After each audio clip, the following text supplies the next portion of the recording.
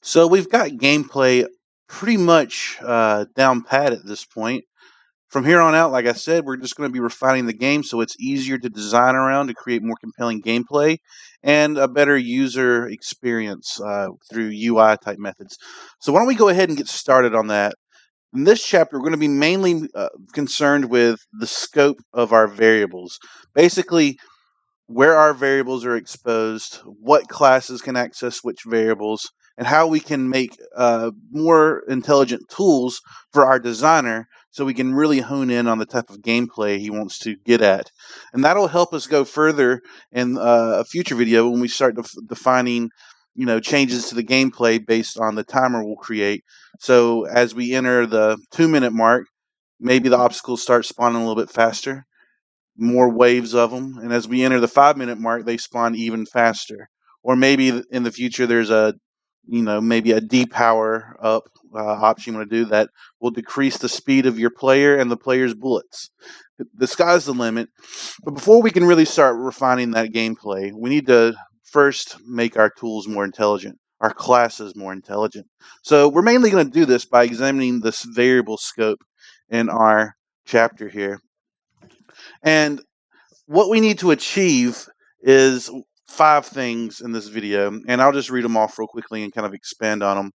First of all, our classes have messy scope, meaning too many variables are exposed. So why don't we go to our player over here and our fresh one. So I'm going to select my player and look at our player mover script over here on the left here. Look how many different variables we have that are exposed.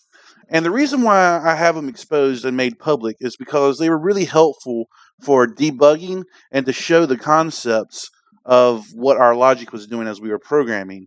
So that was good for then when we were doing some research and development, some R&D.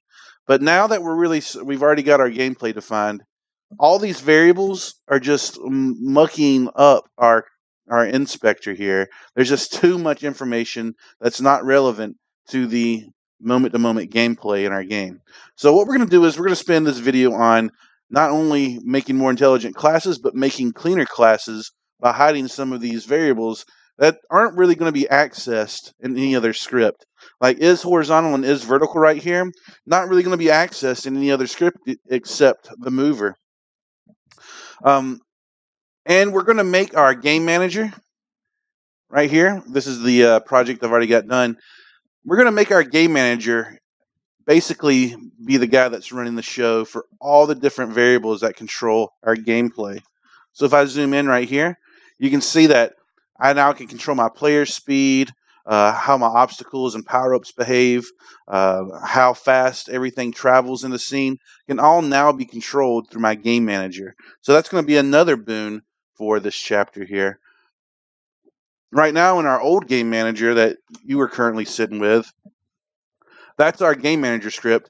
And look at our power-up spawn controller and our obstacle spawn controller. These guys are just nightmares. There's just too much information being exposed here. So it's another instance of cleaning that up, cleaning up our classes. So how are we going to do this, and what do we need to achieve to do this? Well, first, we need to set variables that have no influence in other scripts to private. So my minimum position and maximum position of my power-up spawn controller, those variables aren't used in any other script other than my power-up spawn controller. So they need to be private because they just don't need to be exposed, for one, to clean up, and for two, no other variable is trying to get at them, or no other class, rather, is trying to access them. So that's the rule of thumb for when you make things public versus private. Next, we need to make sure our variables that control the gameplay and the game manager are public. We can see that demoed right here in our game manager script that I showed you a second ago. We're going to create all these new variables here that give us finer control over our game. And we need to be able to access those game variables in our game manager and our other classes. So we're going to be doing a lot. We're going to be going back to several other old classes and updating them. So why don't we just go ahead and jump into that right now. So why don't we go ahead and tackle our mover script. All right. So I'm going to bring up our mover script. And our mover script has, let's see, a few variables that we need to really get at, really control through our game manager here. So that's what we're going to do first. We're going to look at the variables that will need to be controlled by a game manager, the variables that have direct bearing on the gameplay of my game. And what we can see in my if statements here, remember these if statements are saying, okay, this mover script is applied to 3 different things in our scene that are moving, such as our obstacles, power-ups, and bullets. So we need to look at each one of these if statements, and we're really going to focus on these guys right here: our obstacle speed, our power-up speed, and our bullet speed. These 3 variables need to be controlled by my game manager because they have direct bearing on the gameplay. The direction in which they move, not so much bearing on the gameplay. Those are actual variables that we use to determine which direction that they'll be traveling. So those are always going to be controlled by where the variables spawn, not by direct influence on how to tweak the gameplay. So we're just going to leave those alone. One thing we'll notice is that our obstacle speed, power-up speed, and bullet speed are all being accessed in a bunch of different classes here. Let's say that our player mover right here, let's see. Okay, our player mover is controlling the direction of our bullet right here, but our player fire is what houses our bullet speed right now. So if we bring up my player fire script, we can see that we have a bullet speed float right there. What we're going to do is we're going to take these speed variables found in our player fire, our obstacle spawn controller, and our power-up spawn controller, power-up speed. We're going to take these speed variables and we're going to control them in my game manager. So I'm going to move my game manager to the very forefront of my tabs. And okay, well, this is a good chance to talk about the collision. None of the collision scripts have any variables of any sort, so we're not even going to touch those. So I'm going to go ahead and get rid of that collision script. Mainly, we're just looking at mover right now and how these speed variables, such as bullet speed, obstacle speed, and power-up speed, how they're all messing with my mover here. Okay. So what we got to do now is we got to make some variables in our game manager that take into account these speed variables that we're talking about. So we're going to go into my game manager class here, and we're going to make those variables right now. All right. So what do we got in here? We got, this is our instance, our public static one. Here's our boundary position and boundary scale ones. So why don't we just go in here and add some variables, and let's call them, let's see, public float. And we're going to make them public so they can be accessed by other classes. And what do we call obstacle speed? And then we're just all going to put our speed variables on the same line of code. Power up speed and bullet speed. All right, so we got these 3 new variables in our game manager. Next, why don't we go ahead and get rid of these speed variables in our player fire script. So I'm just going to delete that one. Our obstacle speed variable in our controller, and hit Control S each time you delete these variables so you can save the class and update the class. All right, so we've deleted those 3 variables from our player fire, obstacle spawn controller, and power up spawn controller because now we have them over here in our game manager. And we're going to access directly from mover, we're going to access these variables directly. So we already see we're breaking some logic here in our mover script. I'm in my mover script now. So we can already see the obstacle speed, spawner power-up speed. It's basically saying these variables don't exist anymore. So what we have to do is we have to reference them straight from the game manager. So to do that, we're going to go up here and we're going to make a new variable called GM. I'm going to call this new variable manager. All right, basically, we're declaring a variable of type game manager. Basically, we're creating a local variable that will be able to reference our game manager over here. And inside the awake, we're going to give our manager variable a value.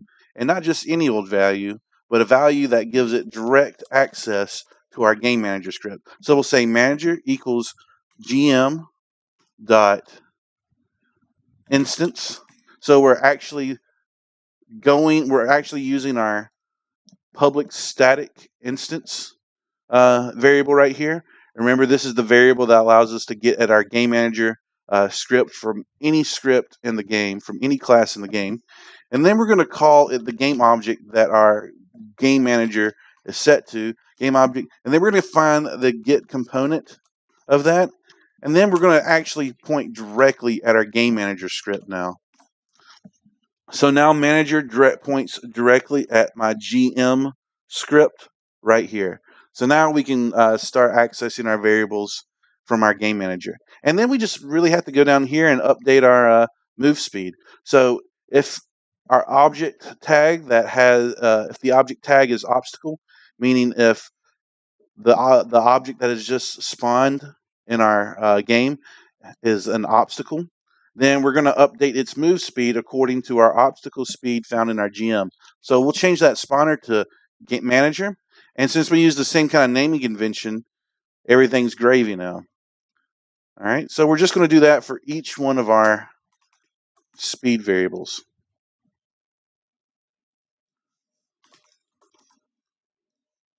So that's great. And to be honest, we don't even need this player fire line of code anymore. But we still will need the player mover so we can get our shooting direction. And we're still going to need our power up spawn controller and our obstacle spawn controller variables, because those were going to give our obstacles the direction they're going to be moving in. So we won't mess with that logic. We just wanted to get at the speed variables here. All right. So I think we're good now. So make sure you save everything. We're working with multiple different scripts. So make sure you saved in all the scripts we've been editing so we can test this. All right. No errors. So if I select my game manager game object now, I now have 3 new variables right here: obstacle speed, power up speed, and bullet speed. So why don't we go ahead and see what happens if we press play. Nothing's happening. That's because I haven't given any of these obstacles and power ups and bullets any speed values. So we'll give our obstacle speed a power of 5, power ups 10, bullets 15, and let's see if that fixes things. And there we go. We got our functionality back. But now we can control our values of our speed of our objects in our game manager. All right, great. And we'll get to our player speed later in the video. But we just wanted to control our mover script at that point. All right, so you can kind of see where we're going in this lesson here. Next, why don't we go ahead and go revisit our mover script again, and let's tell the difference between what needs to be public and what needs to be private. Okay? So let's examine our variables right here. So move speed is no longer controlled through our mover class anymore. So that can be private. So to make that private, we'll just delete the public. Our lifetime, well, to be honest, we don't even need this lifetime variable anymore because our objects are being destroyed through collision. So if you'll notice, our lifetime was being controlled in this destroyed game object over a lifetime. Why don't we just go ahead and delete that logic? We don't even need it now anymore. So I'm just going to get rid of my lifetime variable.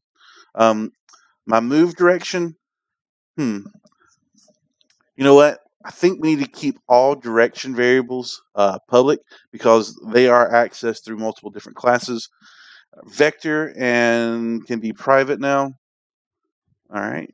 So why don't we go ahead and just make everything private so we can maybe get some errors so we can see what happens if we do the wrong thing here. I know this is going to have to remain public because that's how we assign what is actually the actual mesh of our object here, so we can adjust its rotation. So I know that's going to stay public. So why don't we just make everything else private to see if we can get some error messages. And here we can already see right here the collision of our obstacles here.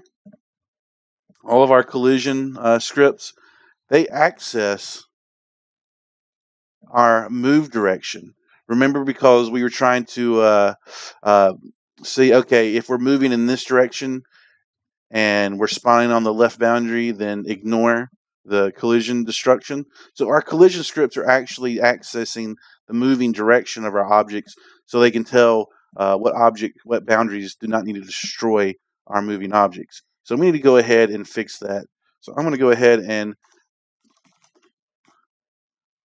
I like to keep my public variables all together at the top, and I like to keep my private variables all together at the bottom here. So let's see if that fixes things. We'll save that. And now my collision script can see my public move direction now. So it knows how to work with this logic that we defined earlier with what boundaries ignore which objects. All right. So that does it for our mover script. So, oh yeah, there's our private game manager. Why don't I go ahead and just clean up my code? So at this point, I'm just making my code a little bit more readable for the future, making sure my white space is good, and I think we're good there. So that's how we've tackled our mover script. So next, why don't we tackle our obstacle spawn controller? And I'm going to go ahead. I don't need to work with my mover anymore, so I'm going to get rid of that. Player fire, we'll come back to it. But I'm just going to keep my obstacle spawn controller up. Let's just keep the scripts that we're going to be working with, my game manager and my obstacle spawn controllers. Why don't we keep those two classes visible in MonoDevelop right now? All right, so let's look at our obstacle spawn controller.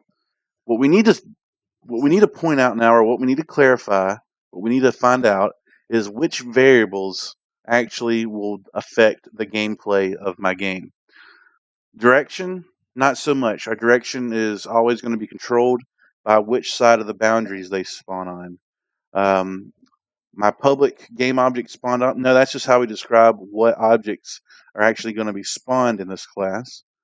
My positions, uh, not so much, because my positions of where my objects are spawned are directly controlled by the size of my boundaries. So those kind of things take care of themselves. But I think how many obstacles spawn per wave, how fast they spawn, and how fast the waves come. Those are three variables that will be nice to control in our game manager, so we can amp up the difficulty of the game by spawning more obstacles and faster. Spawn them faster. So these three variables are what we're going to really be looking at. So I'm going to kind of get them grouped up together. Okay. So those are the variables that have direct gameplay. And I'm going to do something real quick. Having this called obstacle spawn count per wave is kind of redundant since we're in our obstacle spawn controller. So I'm just going to change that just to spawn count per wave. And then I have to go down here and change that logic down there.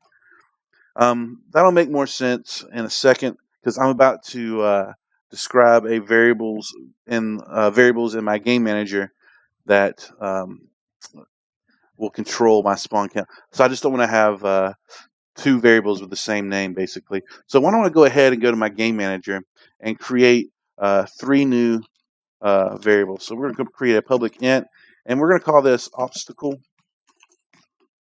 What do we need to call it? Obstacle spawn count per wave. So we're making the variable that will control that value right there. So obstacle spawn count per wave. And why don't we I'm just going to copy these variables in my obstacle spawn controller and bring them over here. And then I'm going to give them more specific names in my game manager. Obstacle wave weight. So there we go. Now we have three variables here that will directly control these three variables right here. You'll notice how the variables in my obstacle spawn controller just have very general names, the spawn count wave or spawn weight. But over here, I'm more specific, obstacle spawn count per wave and obstacle spawn weight, because I need these. I'm going to have power up spawn weights or power up spawn counts. So I need to be able to differentiate those in my game manager. All right, so I got the variables made in my game manager. what we're going to do next is we're going to have to access our game manager now so we can get at these new variables that we made.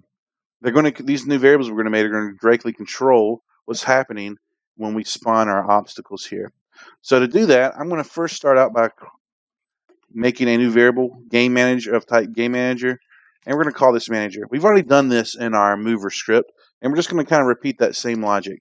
We're going to make a variable of type manager, and then we're going to give it a value, so we can say manager equals gm.instance game object get component, and then we're basically saying we're just going to get at that game manager class.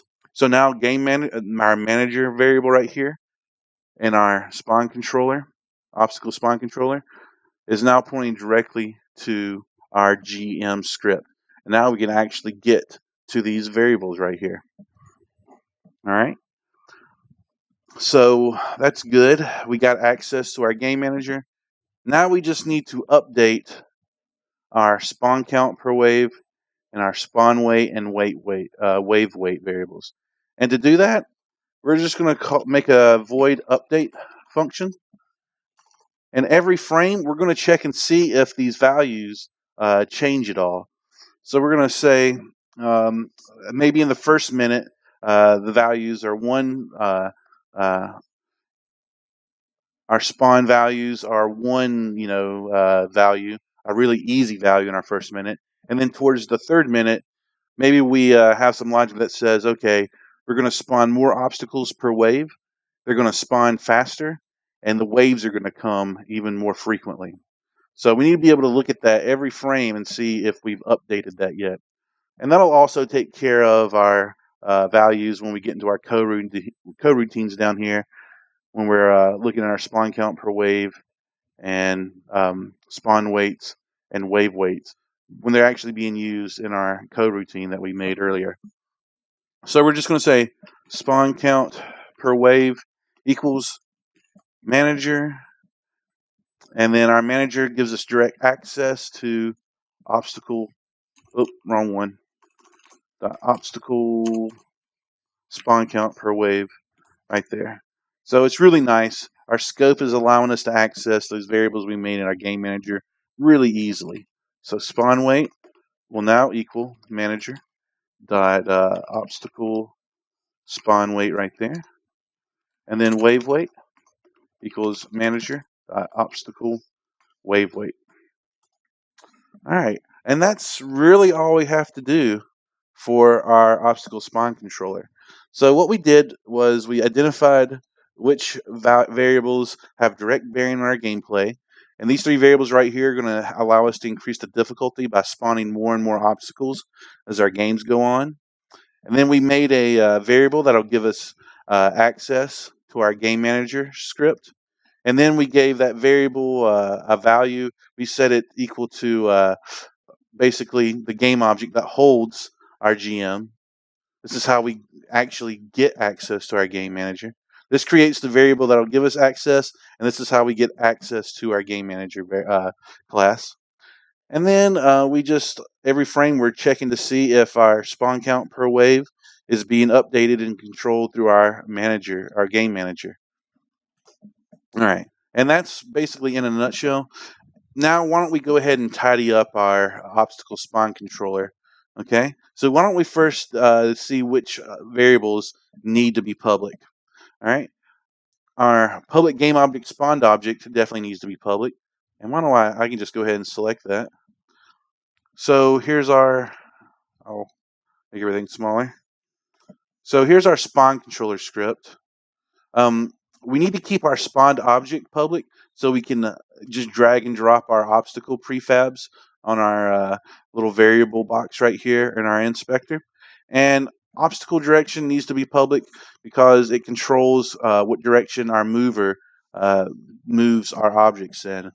Everything else, though, right here, that can be private because our spawn weight and wave weight and spawn count, that's now being controlled directly through my game manager, so I no longer need access to them directly through my spawn controller.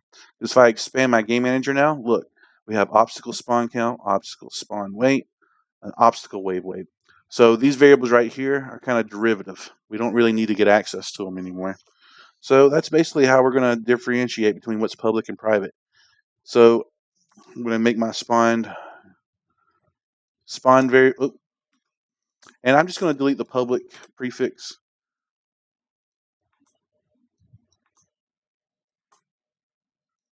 Group up all my private variables together. And I'm just going to select them all and tab them over so we can get the correct indexing or the correct space. I'm going to hit Control S to save that. Now let's look at my game manager now. Look at my obstacle spawn controller now. It's a lot smooth. It's a lot smaller. Compare that to the power up spawn controller. We're going to tackle that next, but compare the cleanliness to that. It's really not a comparison. So why don't we go ahead and prove that this works? But first we got to go to our game manager up here and give ourselves some values. So how many obstacles are going to spawn per wave? Well, let's say I want every wave to spawn 5 obstacles, and I want them to spawn a half second with one another, and I want every wave to come every 3 seconds. And if we hit play, there we go. 5 obstacles spawn, 3 seconds go by, new obstacle spawn. And we have the same kind of gameplay working again. All right, great. So now we see we have things working again.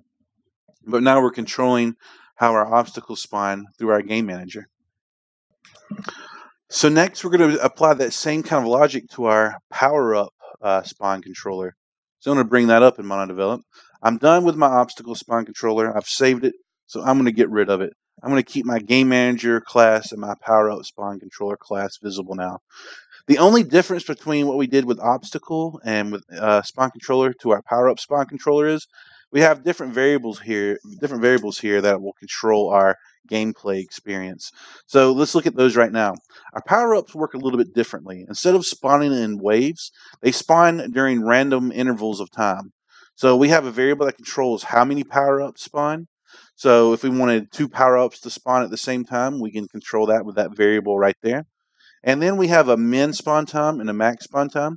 So if our min spawn time is 5 seconds and our max spawn time is 10 seconds, then the next time a variable is going to spawn, a power up is going to spawn, is going to be between those two values right there. So it could spawn in the next 6 seconds, and then after that it could spawn in 9 seconds, and then after that the next one could spawn in 7.5 seconds. So that's basically how that mechanic works, just giving you a refresher on that. Everything else kind of just functions like it did with our obstacle spawn controller. So we know exactly what kind of logic we have to do. We just have to kind of redo it for our power up spawn controller. So why don't we go ahead and get into that? Now that I'm here, I'm going to go ahead and make my GM manager variable. This is the variable that will give me access to my game manager.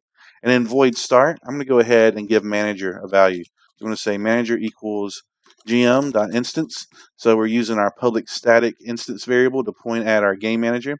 And then we're going to say, okay, whatever game object that's attached to, then we're going to look at the game components or the components that are attached to my game manager object up here. And then we're going to say, then we're going to point directly at our game manager script.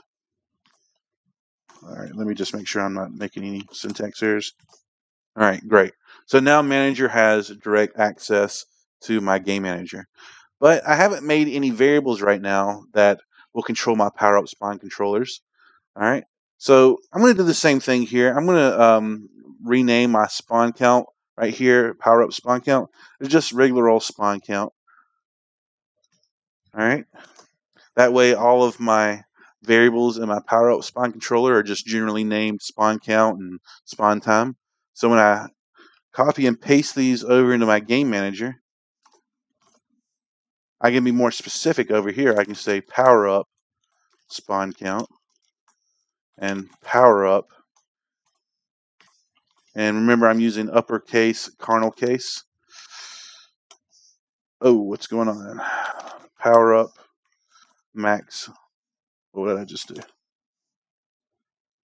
Power up max spawn time. So there I go, creating my variables that will directly. Why don't I go ahead and break these up with some white space so we can see what's going on here. So these are the variables that will control my obstacles. Here are the variables in my game manager class that we're in right now. That will control my power-up behavior. So I'll be able to say I want 3 power-ups to spawn in between 5 and 10 seconds. All right.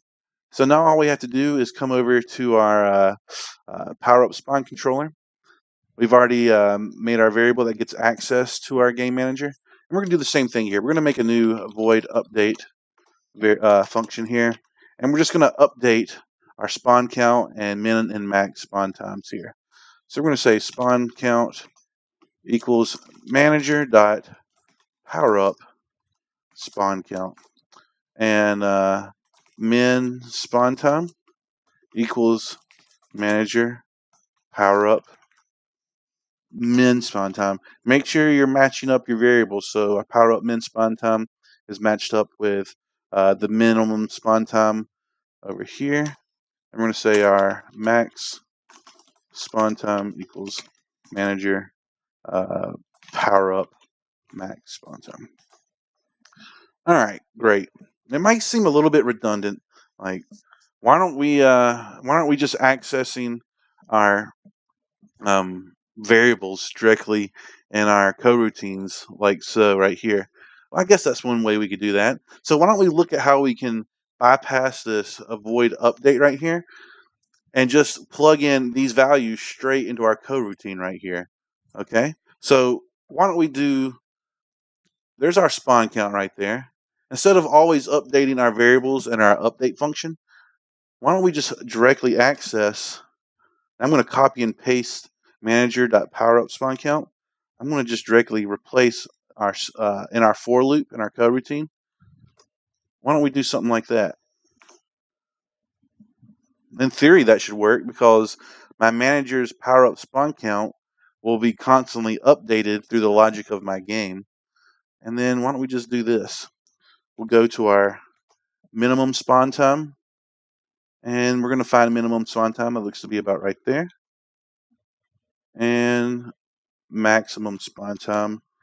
So instead of going through that middleman of our update and calling an update function every time, every frame, we're automatically just plugging in our manager.powerup spawn count and our manager.powerup min and max spawn time. We're just directly plugging that into our coroutine. All right, so maybe I don't even need that void update anymore. So these are 2 ways. I just showed you 2 ways where we can get our game manager values right here working in our old spawn controller scripts. All right. So now that we can see how we have new power up values right here in our inspector. So we're going to spawn 2 power ups between 5 and 10 seconds, one after another. And let's see what happens. So there we go. We instantly get 2 power ups. And there are 2 power ups are again.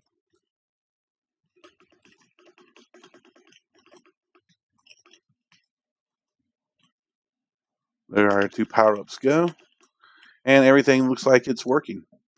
All right, why don't we clean up our power up spawn controller variables? Okay.